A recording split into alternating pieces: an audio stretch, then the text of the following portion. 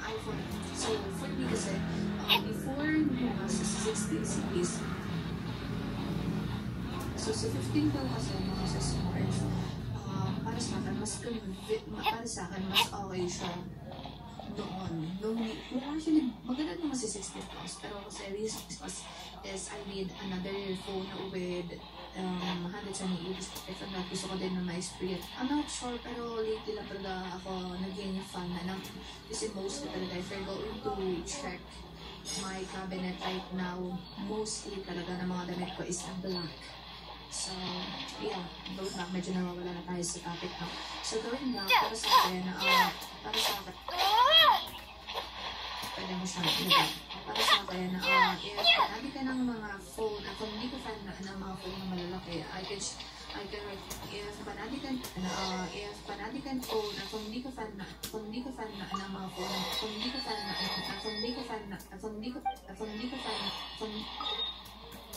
fan ng mga phone na malalaki, I can recommend you this iPhone 15 Pro. Pero pag gusto mo naman ng malaking phone and medyo girly ka, this 16 Plus is perfect for you also.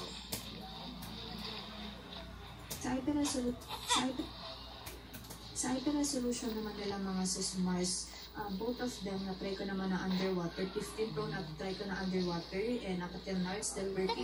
Same with my 16 Plus, I already tried this one underwater, and it's actually, and it's still working up until now. So both of them, parehas lang naman sila ng, I'm pretty sure, IP68. So para sa akin, parang silang panalo pagdating sa ganong feature. Which of the 7 are you looking for exactly? So, pagdating naman sa chipset ng mga susmars, 15 Pro na, pagdating naman sa mga chipset ng mga susmars, sa 15 Pro, may Apple Bionic chip na A17 Pro, while sa 16 Plus naman natin is may Apple Bionic chip na A18. Ayan, so, wala siya hindi nakahalayo yung chipset nila since 1 year apart lang naman tayo since na-release yung both series 15. Poetry and language flow like the wind. So, sa 15 Pro, ang meron dito camera, while sa 16 Plus naman natin ay meron 2 cameras. So, as you can see right here, this is our 16 Plus. So, meron tayong 2 lens, ayan, and then, si ating naman 15 Pro ay meron tayong triple lens in here. Both of them is gamit ko naman na lalo-lalo na sa pagbablog. So, si 15 Pro, nagamit ko naman na siya, well, actually, nagagamit ko siya madalas sa pagbablog. Ayan, ito talaga yung binubugbog ko sa pagbablog, including sa mga paggawa ko ng thumbnails, pag-edits ko. Ayan, mostly ko talagang ginagamit is si 15 Pro. Kasi yung 16 Plus ko is pang personal use ko lang talaga siya. While sa 15 Pro kasi ginagamit ko siya for my work. So, ginagamit ko naman sa 16 Plus sa work ko. Pero mas bugbog ko nga talaga sa 15 Pro. Sa camera naman ng mga susmars, hindi naman sila nagkakalayo ng specification. So, medyo meron ng mga small details pagdating sa mga features. Kasi sila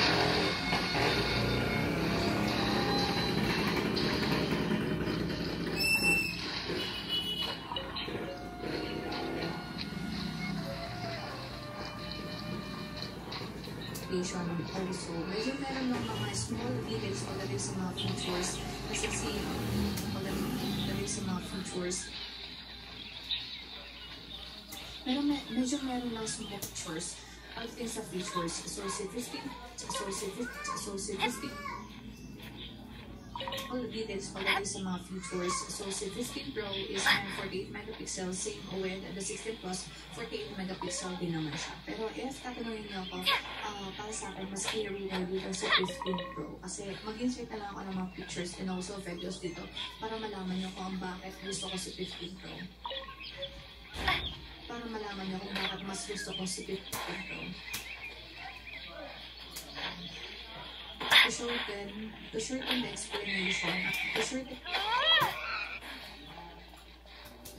the explanation, again, mga susmars, mas okay sa si 15 Pro sa mga low light shots, okay na okay sa si 15. Mga susmars, mas okay sa si 15 Pro kasi nagamit ko na siya.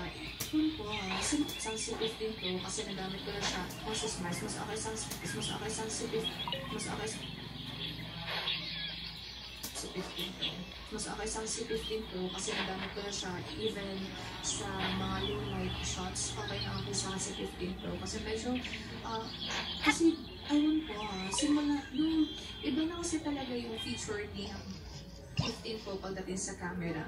Kasi sa kanyang filter, you can still use this one. Ayan, hindi ako kasi nahihirapan gamitin yung mga filters and also to adjust the brightness or the color of the pictures. Pero kasi dito kay 16 series, wala actually, may dati na ako may 16. Puti yung binili namin nun.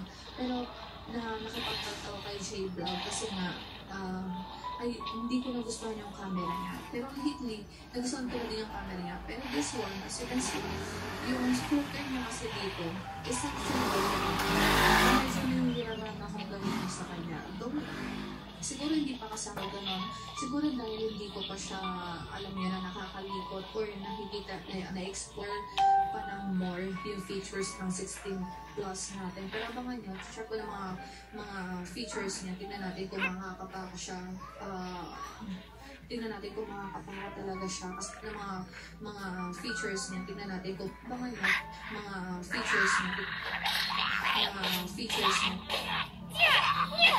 Tingnan natin kung makakapaka talaga siya. Kasi mga lumalabas ang mga nasa mga ibang mga vlog posts kung ano siya, and how to use the filters ng 16 series.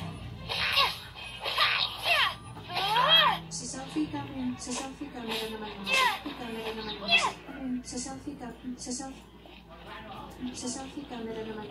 Mars, both of them meron ng 12 megapixel. Pero mas cleaner pa rin talaga sa mga sa pero sa camera talaga. So, video recording natin para malaman nyo kung bakit mas gusto ko sa 15 Pro compared kay 16 Plus.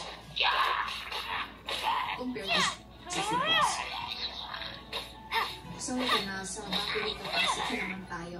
Si 15 Pro, so, ito na, sa battery capacity naman tayo. Si 15 Pro kasi is, so, ito na, dito tayo sa battery. So, ito na, dito tayo sa battery capacity. So, si 15 Pro kasi is merong 8,200 plus milliampere battery capacity, while si 16 Plus capacity, while milliampere battery capacity, while si 16 Plus, si 16 capacity, while si 16 Plus kasi is merong, while si 16 Plus kasi is merong 4,600 plus milliampere battery.